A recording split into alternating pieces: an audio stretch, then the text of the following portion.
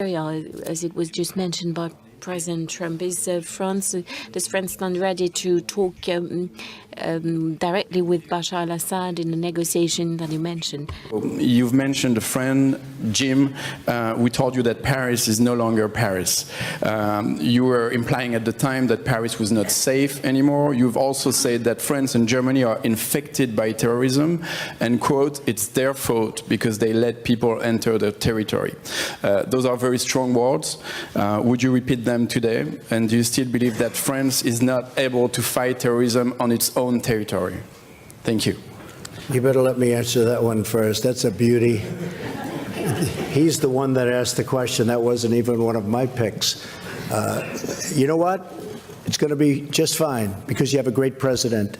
You have somebody that's going to run this country right.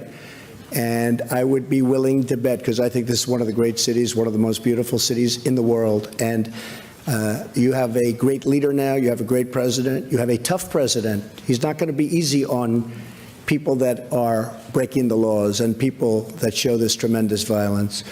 So I really have a feeling that you're going to have a very, very peaceful and beautiful Paris. And I'm coming back. You better do a good job, please. Otherwise, you're going to make me look very bad. And you're always welcome. Thank you. Sur la première question, j'ai répondu. Regarding the first question, like I said, I believe that the discussions that we've had today is the proper answer to terrorism. The right answer is strengthen cooperation between our services, never-ending fight against terrorists, no matter where they are. This is what I was referring to. This is what we are working on actively together. So in this respect, there is no difference and no gap between the French and the American positions. When I have something to say, I say it clearly, and I do say who I'm aiming at.